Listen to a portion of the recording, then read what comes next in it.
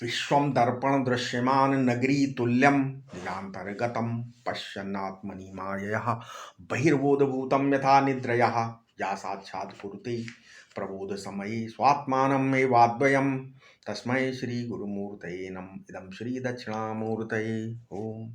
वसुदेवसुतं देवं कंसचाणूरमर्दनं देवकी परमानन्दं कृष्णं वन्दे जगद्गुरुं।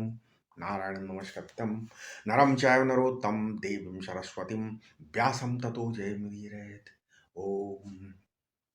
इस वीडियो में अध्याय 8वां श्लोक हो गया था। इस वीडियो में अध्याय 8 9वां श्लोक। ठीक है, शुरुआत करते हैं। क्या?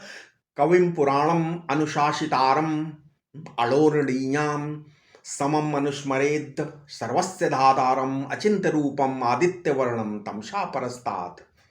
और एक और श्लोक ले लेते हैं, 10वां श्लोक भी, दोनों एक साथ। ठीक, 8वां अध्याय का 10वां श्लोक क्या है? प्रयाण काले मनसाचलेन भक्तया युक्तो योग बलेन चैव भ्रुवोर्मध्ये प्राणम आवेश्य सम्यक शतम परम पुरुषम उपैति दिव्यम।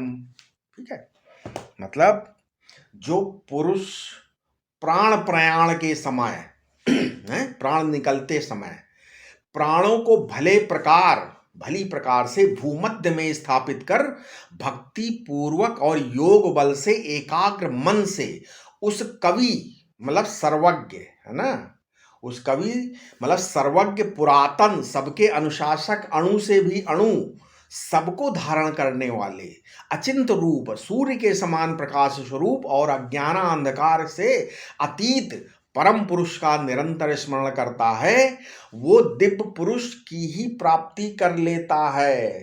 ठीक है, ऐसा व्यक्ति क्या करता है? दिव्य पुरुष की ही प्राप्ति कर लेता है। कैसे कैसे कर लेता है? तो बोलते परमात्मा है क्या? परमात्मा कैसा है? दिव्य पुरुष कैसा है? वो बड़ा भारी कवि है। कवि एकांत में मिलोगे तो तुम्हें क्या कविता सुनाएगा? वो क्रांतदर्शी है।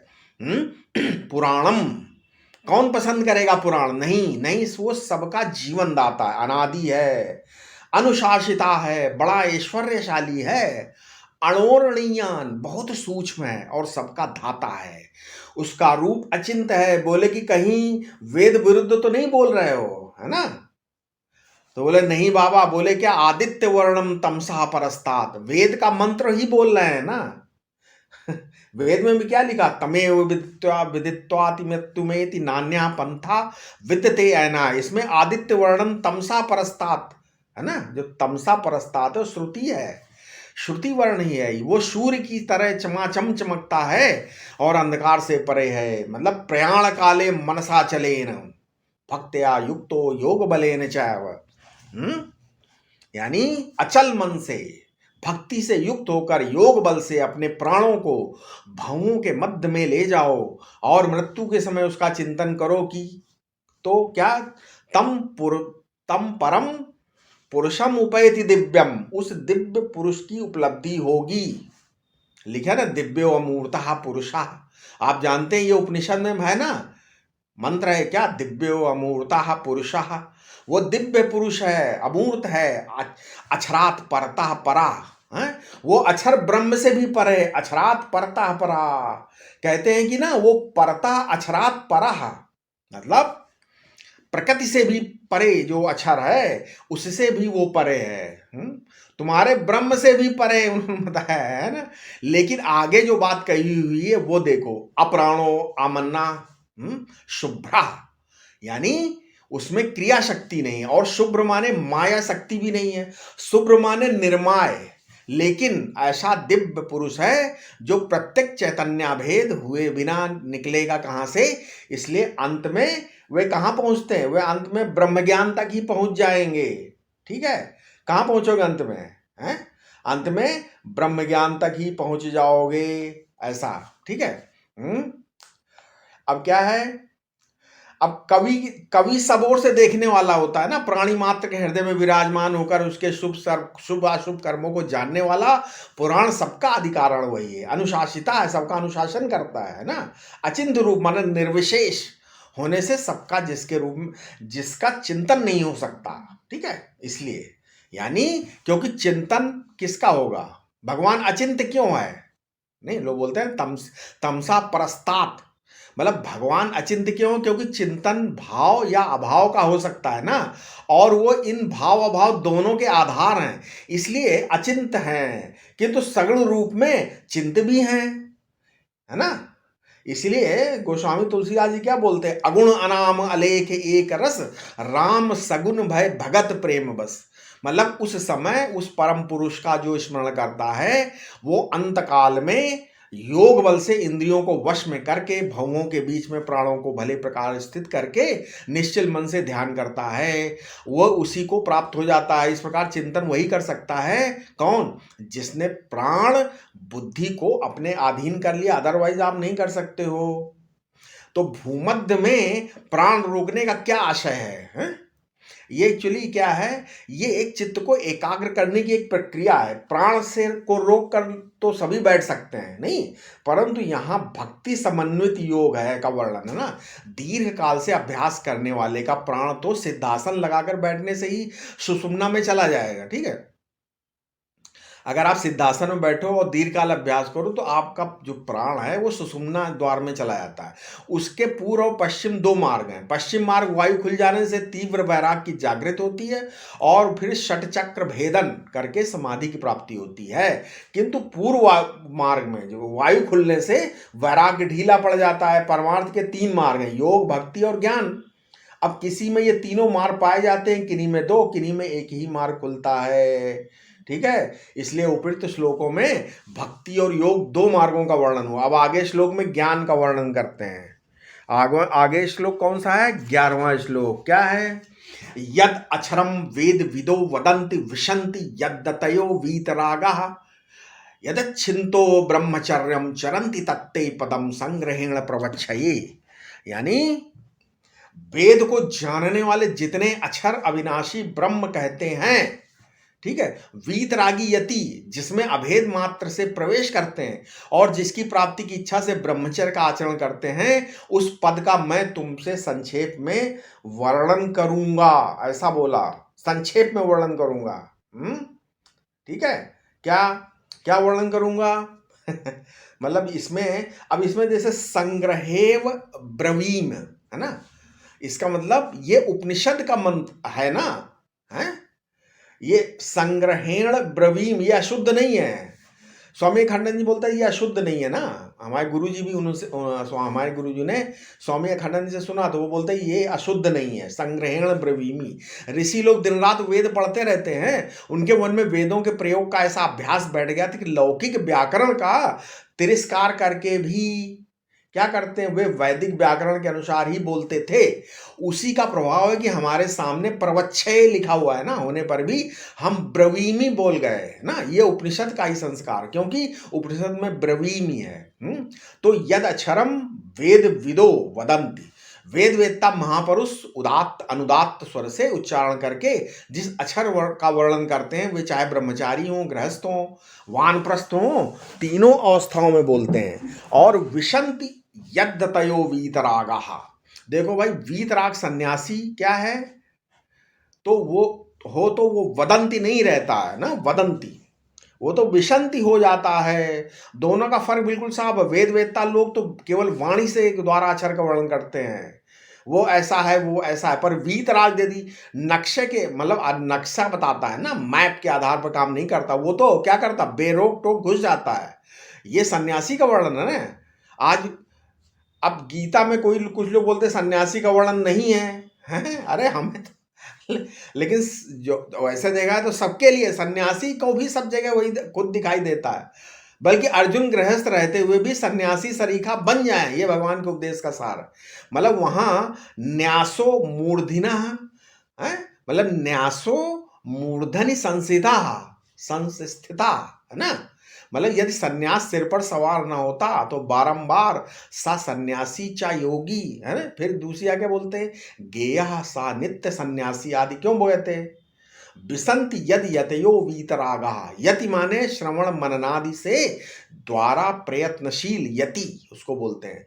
तो बोला ठीक है, परंतु यदि अंतःकरण शुद्ध न हो तो यति लोगों को भी कठिनाई पड़ती, इसलिए पहले वीतराग माने शुद्ध अंतःकरण होना चाहिए आवश्यक है। वीतराग शब्द का अर्थ यहाँ है अंतःकरण के समग्र दोषों का राहित्य है, समग्र दोषों से रहित। मतलब यदि कहो कि कोई कोई तो जन्म से ही ब्रह्मचारी रहते हैं, उन्होंने न ब्रह्मचर्य आश्रम ग्रहण किया, ना गृहस्थाश्रम ग्रहण किया और ना वानप्रस्थाश्रम ग्रहण किया, तो उनका क्या होगा? तो बोले कि हाँ हाँ उनको भी भगवान मिलते हैं। यदि ब्रह्मचर्यम चरंती, जिन्होंने आश्रम क्रम से संन्यास नहीं लिया, बाल्यावस्था से ही नैष्ठिक ब्रह्मचर्य को ग्रहण किया है, उन्हें भी परमात्मा की प्राप्ति होती है। तत्ते पदम संग्रहण प्रवच्छे, हैं वही पद वही परमात्मा और वही परमार्थ उनकी प्राप्ति। ठीक है, ऐसा बोलते हैं। अब क्या है, अब इसके आगे कौन सा श्लोक है? इसमें 11वां श्लोक है ना, 11 श्लोक हो गया था ना, यद शर्म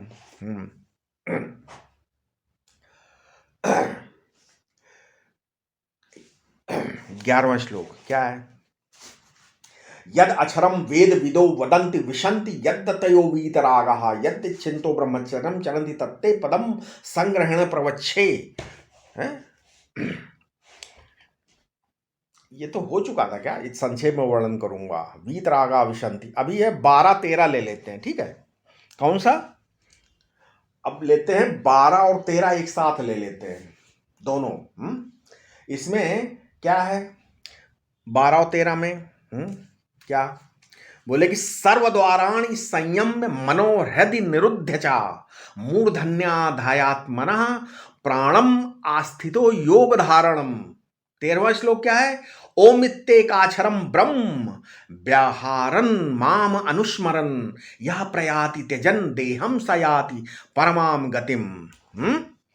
यानी जो संपूर्ण इंद्रिय द्वारों को रोक कर मन को हृदय में स्थापित कर प्राणों को मूर्धा में ठहरा कर तथा योग धारणा में स्थित होकर ओम इस एकाक्षर ब्रह्म का उच्चारण करते हुए तथा मेरा निरंतर स्मरण करते हुए देह को त्याग देता है, वो परम गति को प्राप्त होता है। ऐसा भगवान बोल रहे हैं, है ना, कि जो ओम का स्मरण करके, है ना, जो अंत काल में हमारा स्मरण करता है ओम का, वो भी गति को प्राप्त। मतलब यहाँ योग का संग्रह कर लिया गया है, नहीं 12-13 दोनों श्लोकों कि भगवान कहते हैं कि सारे इंद्रिय द्वार का संयम करके मन को हृदय में निरुद्ध करके अपने प्राणों को मूर्धा में चढ़ाकर, है ना, क्या करो?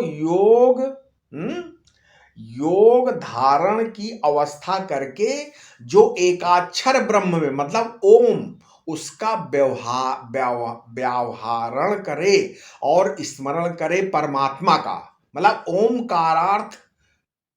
का अर्थ का और ओमकार का उच्चारण और ओमकार का स्मरण करता हुआ जो शरीर का परित्याग करता है वो परम गति को प्राप्त करता है। समझ गए? यानी दोनों चीजें, ओमकार का उच्चारण और ओमकार का स्मरण कर, ओमकार का अर्थ का स्मरण करता हुआ जो शरीर त्याग करता है वो परम गति को प्राप्त होता है। अब यहाँ देखो कि ईश्वर कृपा से भगवान ने जब भी बता दिया, ध्यान भी बता दिया और उसकी गति भी बता दी। इसलिए ये योगी लोगों, आप ये मत समझना कि आपकी कोई प्रक्रिया गीता से बाहर है। योग साधना के सारे ही प्रकार गीता के इस 8वें अध्याय में आ जाते हैं। आप लोग जिस योग के संबंध में कहें, जो भी योगी हैं उसका वर्णन गीता में मिल जाएगा। घेरंड आदि संहिताओं में पूर्ण योग, परिपूर्ण योग, राजयोग, महाराज योग, महाराजाधिराज योग आदि योगों के भेद बताए हैं। ठीक है, आजकल नए नए योगों की भी चर्चा होती है, जैसे अनासक्ति योग, निष्काम कर्म योग आदि बहुत सारे योग तो योगा बन गए हैं। योग बहुत लोग हैं योगा है। ठीक है, योगा तो अंग्रेजी का योगा हो गया योग। अब देखो ना, ये बात जो है कि योगी तो भगवान, देखो ना कि क्या योगी को भगवान सुलभ है। इस संबंध में भी आगे बताएंगे क्या योगी को भी भगवान सुलभ है या नहीं, है ना। है? है? यानी ये प्रक्रिया उन लोगों के लिए है? अब इसमें क्या है, क्या जप और ध्यान दोनों एक साथ हो? एक प्रश्न ले लेते हैं, चलो कुछ प्रश्न हैं उठा, आप अपने आप लेते रहते हैं, ठीक है इसमें, क्योंकि क्या है लोग पूछते हैं क्या जप और ध्यान दोनों एक साथ हो सकते हैं? हाँ, जैसे हम तुमको देख रहे हैं और बातें कर रहे हो, वैसे दोनों हो सकते हैं भाई। अब यहाँ योग का विषय समाप्त हो गया, ये बहुत कठिन मार्ग है। अब आगे भगवान सुगम मार्ग बताते हैं, है ना। भाई ये तो कठिन है, तो बोलते हैं, अब क्या बोलते हैं, बोले 14वें जो श्लोक है उसमें भगवान सुगम मार्ग बताते हैं। 14वां श्लोक क्या है, अनन्य चेता सततम यो माम स्मृति नित्यशः तस्याहम सुलभा पार्थ नित्य युक्तस्य योगिनः। यानी क्या बोला, जो पार्थ, हे पार्थ, है ना, जो पुरुष अनन्य चित्त से मेरा निरंतर स्मरण करता है वे उस नित्य योगी को मैं क्या हूं, उसको मैं सुलभ हूं। मतलब अनन्य चित्त का भाव एकनिष्ठ होकर अथवा सच्चिदानंद से भिन्न अन्य सत्ता का अभाव देखते हुए। सुलभ शब्द गीता में यहाँ के सिवा और कहीं नहीं आया, आपको पता है। जो सुलभ शब्द है इसी श्लोक में आया, बाकी कहीं नहीं है। इससे सिद्ध होता कि भगवान को सुलभता से प्राप्त करने का एकमात्र साधन नित्य निरंतर अभेद भाव से भजन करना है, ठीक है। नहीं, इसका मतलब तो यही हुआ कि नित्य निरंतर अभेद भाव से भगवान का भजन करना है, यही सुलभ का। यानी भगवान कहते हैं कि मैं तो बड़ा सुलभ हूं, क्योंकि मैं क्यों सुलभ हूं, क्योंकि मैं सब देश सर्वदेश सर्वकाल सारे सब काल में सर्व वस्तु और सर्व रूप में हूं, इसलिए मेरी सुलभता स्वाभाविक है। तुम अपने घर में ही मुझसे मिल लो, है ना। मेरी राजधानी में गोल हो के आप उसमें कहीं आने की जरूरत नहीं है, मेरे महल में घुसने की जरूरत नहीं है। इससे अधिक सुलभता और क्या हो सकती। भगवान कहते हैं कि अनन्य चेता। पहली बात तो यह है कि अपने चेतस को, मतलब ज्ञान को मुझसे अभिन्न कर दो। चेतस शब्द का मतलब होता है चित्त संज्ञाने धातु से बना है संस्कृत में। चेतस माने होता है ज्ञान, ठीक है। ये सृष्टि परमात्मा को जैसी दिखती वैसे ही तुम देखो, उनके ज्ञान में अपना ज्ञान मिला दो। परमात्मा को ये सृष्टि कैसे दिखती है? वो तो सदगुरु बताएंगे, जब श्रवण या मनन करोगे ये मालूम पड़ेगा। परमात्मा को अपने स्वरूप के अतिरिक्त कुछ नहीं दिखता है बाबा, समझ में आया है? परमात्मा को संसार नहीं दिखता है, वो तो अपना स्वरूप ही दिखता है उनको। नहीं दिखता है। उनकी नज़र इतनी बड़ी है, उनका ज्ञान इतना बड़ा है कि उसमें जड़ता का कोई अंश बाकी ही नहीं रहता, सब खत्म। इसलिए पहली बात तो ये है कि भगवान के मन से तुम्हारा मन कभी अलग ना हो। ये मत कहना कि आज वर्षा कर दो, आज सर्दी कर दो, आज बड़ी ठंडी गर्मी ये सब नहीं है। ये सब मत बोलना भगवान से, या इसको ये कर दो वो कर, बल्कि ये कहो जैसे तुम्हारी राह हो, जैसे में आप राजी हो, वो वही मेरी राय, अनन्य चेता। अब दूसरी बात भगवान बोलते हैं कि सततम, इसका अर्थ लगातार, छूटने ना पाए। गाना बजाना हो तो उसी के साथ सततम में गाना भी है, सतम। जैसे सतम वीणादिकम वाद्यम, कभी वीणा बजाकर गा लो, कभी सितार बजा लो, बांसुरी बजा लो। जैसे मकड़ी है ना, मकड़ी के मुंह से क्या निकलता, जाला, सूत, और लगातार निकलता रहता, वैसे ही मन में लगातार परमेश्वर की याद आती रहे। इसके बाद भगवान कहते हैं नित्यशः, एक दिन नहीं, प्रतिदिन नहीं मेरा स्मरण करो, निरंतर। जो ऐसा करता है और जो नित्य योगी है, नित्य युक्तस्य योगिनः, उसके लिए मैं सुलभ हूं। तस्याहम सुलभः पार्थ। किंतु नित्य युक्तस्य योगिना सुलभा का अर्थ है कि उसके नेत्र गोचर हो जाता हूं, और उसकी स्थिति ये हो जाती कि वो जहां देखता वहां तू ही तू है। ऐसी सुलभता है। सुलभता का अर्थ ये नहीं कि साधन भजन नहीं करेंगे हैं और वहीं आकर हमारा भजन लगा, ऐसा नहीं है। अच्छा महाराज जी बताओ कि आपके मिलने से क्या होगा, कुछ फायदा वायदा होगा? भगवान ने फायदा भी बताया आगे श्लोक 15वें श्लोक में क्या किया है। 15वें श्लोक में भगवान ने बोले अच्छा इसका फायदा क्या है, बोले बताते हैं अभी फायदा। क्या फायदा है 15वें श्लोक में? उन्होंने बताया क्या बताया, माम उपेत्य पुनर्जन्म दुखालय शाश्वतम ना आपनुवंति महात्मनः संसिद्धिम परम गताः। मतलब मुझको प्राप्त होकर वे महात्मा दुखालय और अनित्य संसार में पुनः जन्म ग्रहण नहीं करते, क्योंकि वे परमा सिद्धि मोक्ष को प्राप्त हो जाते हैं। क्या हो जाते हैं? परमा सिद्धि, यानी मोक्ष को प्राप्त हो जाते हैं। परम सिद्धि का मतलब क्या होता है? मोक्ष। सिद्धि का मतलब हवा में उड़ना, आसमान में नहीं, मतलब मोक्ष हो जाता है। असल में जब मनुष्य संसार की निकटता का परित्याग करके मेरे ही निकट पहुंच जाता है, माम उपेत्य उपसमीपम, उपेत्य का मतलब क्या हुआ? उपसमीपम, और इत्वा, इत्वा का एत्य हो गया, उपेत्य मतलब अप प्लस आ प्लस इत्वा इति उपेत्य, मतलब ये हुआ कि बिल्कुल मेरे पास आ जाता है। तब क्या होता? बोले कि पुनर्जन्म का झगड़ा छूट जाता है। ये शास्त्र विश्वासियों के लिए तो बड़ी बढ़िया बात हो गई ना। जो आदमी शास्त्रों में विश्वास, उसके लिए बढ़िया है, क्योंकि मरणोत्तर गति के संबंध में कोई संदेह नहीं रहता। मुसलमान लोग तो मरने के बाद आत्मा को तो मानते हैं, लेकिन कयामत के दिन बेचारों को कब्र में रहना पड़ता है। आखिरी दिन जब मोहम्मद साहब सिफारिश करेंगे तब इनको दोजख में या बहिश्त में भेजो, तब न्याय होता है। नहीं तो कयामत के दिन तक तो, जब तक सृष्टि रही तब तक कब्र में रहना पड़ेगा। नहीं, लेकिन हमारे यहाँ मरने के बाद पुनर्जन्म हो जाए तुरंत, इसलिए भगवान यहाँ कहते हैं पुनर्जन्म नहीं होगा।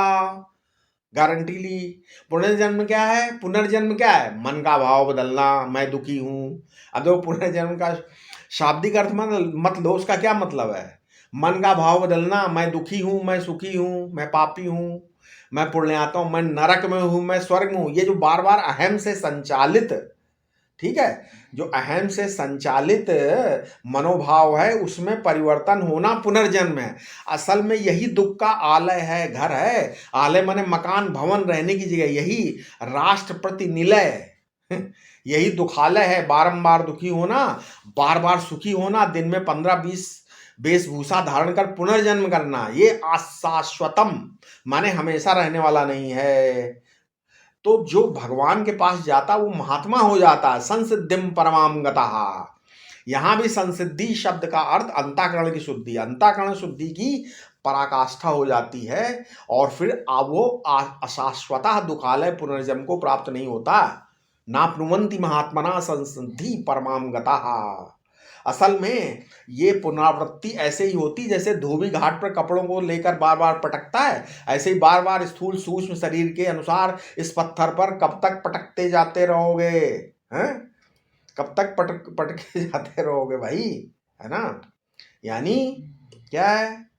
अब आगे क्या है? 16वां श्लोक, 16 श्लोक बताएंगे।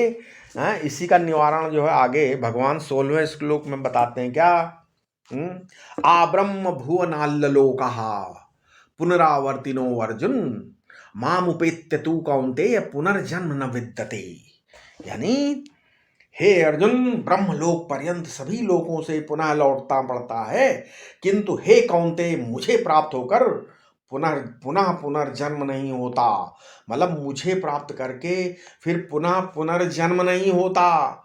ये गारंटी है भगवान की, है ना? ऐसा यानी भगवान कहते हैं कि हे अर्जुन, ब्रह्मलोक पर्यंत जितने लोग हैं वे सब पुनरावर्ती हैं। इसका अर्थ क्या? हम लोग एक पंथ को मानते हैं, एक फिरका परस्त के आचार नहीं हो गए हैं? बहुत सारे लोग जो है बताते हैं कि क्या भाई कि 50 करोड़ योजन ऊपर एक मालिक का स्थान है, वहां हम वहां पहुंचा देंगे अब बहुत लोगों से पूछो, बड़े पंथाई लोग हैं बड़े यहाँ पर, वो बेचारे वो अपनी पंथ का उनके गुरु ने बताया। अब कई लोगों से हमने पूछा, महाराज ये पृथ्वी घूमती है कि स्थिर रहती है? अब वे नए ढंग के आचार थे, बोले कि पृथ्वी तो घूमती है। तो यदि घूमती तो आपका जो लोक है, जो 50 करोड़ ऊपर है, उसकी भी परिक्रमा करती है या नहीं? आचार्य बोले कि करती है। मैंने कहा कि भैया, उससे 50 करोड़ योजन नीचे पृथ्वी रहती होगी, तो 50 करोड़ योजन पर पृथ्वी जाती होगी ना, तभी तो परिक्रमा करेगी, हैं? तो फिर यही है। तो ये इतनी लंबी यात्रा करने की जरूरत नहीं। भगवान क्या बोलते हैं कि भाई पुनर्जन्म नहीं होगा, पुनर्जन्म न विद्यते, पुनर्जन्म तो होगा ही नहीं, भगवान बोलते हैं। ठीक है, कि पुनर्जन्म ना होगा, इसकी गारंटी तो भगवान ले रहे हैं ना। हैं? मतलब इस श्लोक के पूर्वार्ध में सकाम भक्ति का फल दिखाया है, उत्तरार्ध में निष्काम भक्ति का। है ना। किंतु तत्व ज्ञान भगवत प्राप्ति होने पर नहीं लौटना पड़ता। निष्काम भक्ति ज्ञानी में ही हो सकती है, और ज्ञान के पूर्व जो निष्काम कर्म या निष्काम उपासना की जाती है वह वास्तविक नहीं होती, उसमें तो निष्कामता का भाव ही नहीं रहता है, भाव ही रहता है ना। ज्ञान होने पर जब सब कुछ अपना या भगवान का स्वरूप ही हो जाता है तब कुछ भी अप्राप्त नहीं रहता ना। और जिसे कुछ अप्राप्त नहीं वो कामना किसकी करेगा, अच्छा है ना। इसलिए अब आगे 17वां श्लोक, आगे 17वां श्लोक है, सहस्त्र युग पर्यंतम हर्यद ब्रह्मणो विदु रात्रिम युग सहस्रत्रांतम ते अहो रात्र विदो जनः। मतलब जो लोग एक सहस्त्र युग पर्यंत मतलब ब्रह्मा का दिन और इतनी ही रात्रि जानते हैं, ठीक है, वे ही दिन रात्रि को जानने वाले हैं, है ना। अब इसमें थोड़ा भगवान ने क्या बताया है कि जो लोग सहस्त्र मतलब ब्रह्मा जी के, जो ब्रह्मा जी का जो आयु है, जो ब्रह्मा जी का जो है उसको जानते, मतलब यहाँ भगवान हेतु का प्रतिपादन कर रहे हैं ना। हेतु ब्रह्मलोक तक का, इसका मतलब है कि ब्रह्मलोक तक का पुनर्गमन क्यों होता है। कहते भाई ब्रह्मा का एक दिन 1000 चतुर्युगी होता है। ब्रह्मा के एक दिन का मतलब 1000 चतुर्युगी, है ना। 71 चतुर्युगी का मनवंतर होता है, संध्या संध्यांश होते हैं, और एक चतुर्युगी लगभग 44,20,000 वर्ष की होती है। इस तरह 14 मनवंतर ब्रह्मा का एक दिन होता। अब हिसाब लगा लो आप, ब्रह्मा के दिन में 12 घंटे न मानकर 24 घंटे माने तो एक मनवंतर 1 घंटे का होता है, ठीक है। और उस मनवंतर के 1 घंटे को यदि हम 71 मिनट का मान लें तो 1 मिनट की चतुर्युगी होती है। और उस 1 मिनट की चतुर्युगी में जब 44,20,000 वर्ष होते हैं तो सेकंड सेकंड तो कुछ बनेगा ही नहीं, कुछ बनेगा नहीं। तो ये वहां तो ब्रह्मा जी की घड़ी में जो टिक टिक बोलता है उसमें तुम्हारी चतुर्युगी समाप्त हो जाती। ब्रह्मा जी की घड़ी में टिक हुआ, तुम्हारी चतुर्युगी चली गई। इतनी बड़ी उनकी रात्रि होती है, इस हिसाब से ब्रह्मा की आयु आप समझ लें। इसलिए ब्रह्मा होने का की कभी इच्छा मत करना क्योंकि वहां उनके यहाँ भी रात दिन है, और उनके भी जब 100 वर्ष पूरे होंगे तब ब्रह्मा जी का भी अंत हो जाएगा, उनकी भी आयु समाप्त हो जाएगी, ठीक है, हैं? अब इसके आगे कौन सा श्लोक है, हैं? इसके आगे है 18वां श्लोक। क्या है 18वां श्लोक? अव्यक्ताद व्यक्तयः सर्वः प्रभवन्त्यः रागमे रात्र्यागमे प्रलीयन्ते तत्रैव अव्यक्त संज्ञके। कौन सा श्लोक है ये? 18वां श्लोक। क्या? संपूर्ण व्यक्त ब्रह्मा का दिन आने पर अव्यक्त प्रकृति से उत्पन्न हो जाते हैं तथा रात्रि आने पर सब उस माया में लीन हो जाते हैं। अब क्या, जो वस्तु अभाव से उत्पन्न होती है वो वास्तव में होती नहीं, क्योंकि जब वो अभाव रूप ही होती है। वेदांत में ब्रह्मा के अज्ञान या अपने स्वरूप को न जानने से ही सृष्टि की उत्पत्ति मानी गई है, ठीक है। अतः वो वास्तव में नहीं है। यद्यपि शुद्ध ब्रह्म, ईश्वर और माया तीनों ही अव्यक्त कहलाते हैं, परंतु यहाँ तो इसका अर्थ क्या है? माया है। माया कारण, प्रकृति, अव्याकृत, अविद्या और अज्ञान, ये सभी शब्द क्या है? ये सारे शब्द पर्यायवाची ही हैं, इनको समझना चाहिए, ठीक है। अव्यक्त, माया, ये सारे शब्द जो हैं ये पर्यायवाची होते हैं। अव्यक्ताद्वयतयः मतलब व्यक्ति माने साकार अभिव्यक्ति। जाहिर रूप में भगवान कहते हैं कि तुम व्यक्ति होने की इच्छा मत करना, क्योंकि संपूर्ण व्यक्तियों की उत्पत्ति अव्यक्त से होती है। कब? जब ब्रह्मा के दिन का प्रारंभ होता है, तब जब उनकी रात आती है तो ब्रह्मा जी अपनी सारी अभिव्यक्ति को लेकर अव्यक्त में डूब जाते हैं, ठीक है, नहीं डूब जाते हैं। इसीलिए अब क्या है, अब आगे 19वां श्लोक है कि 20वां? 1 मिनट, 19वां श्लोक हो गया। 19वां श्लोक है ना, क्या? 19वां श्लोक है, भूतग्रामः सा एवायं भूत्वा भूत्वा प्रलीयते रात्रया अगमे अवशः पार्थ प्रभवत्य रागमे। यानी क्या हुआ? ये पार्थ, ये भूत समुदाय से उत्पन्न हो होकर रात्रि आने पर विवश सा होकर उसी में लीन हो जाता है तथा दिन आने पर पुनः उत्पन्न हो जाता है। अभी 16वें श्लोक पर्यंत तक मुक्ति का प्रसंग चला रहा, बीच में ब्रह्मा के दिन आदि का वर्णन होने लगा। ठीक है, ऐसा समझो यहाँ पर।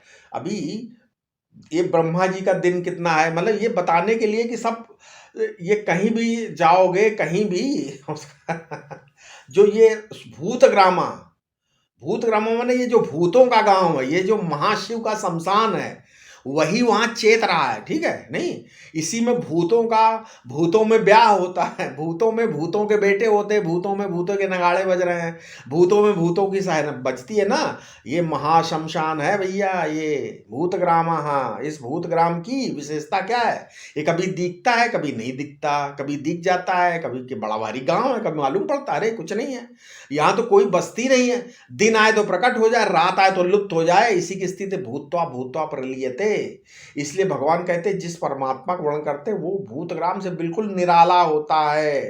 वो जो परमात्मा है वो ये भूत ऊत ग्राम में नहीं रहता। ठीक है, ये वर्णन इसलिए किया गया है कि जब इतनी बड़ी आयु वाला आयु वाले ब्रह्मा जी का भी अंत में लीन होना ही होता है, तो हम जैसे क्षुद्र मनुष्यों की क्या बात क्या है। ठीक है, इस प्रकार वैराग्य बढ़ाने के लिए ही ये बीच के वर्णन किए गए हैं, क्योंकि संसार से वैराग्य होने पर ही भगवान में अनुराग होता है। इसी से 18वें श्लोक में अव्यक्त से ही संसार की उत्पत्ति बताई।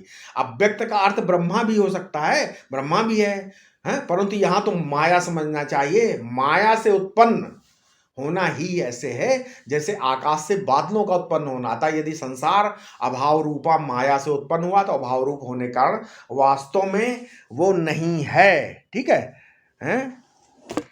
आशा है आपको जरूर ये हम जो पूरा समझाने का प्रयास कर रहे हैं, ठीक है, आशा है आपको जरूर समझ में आया होगा।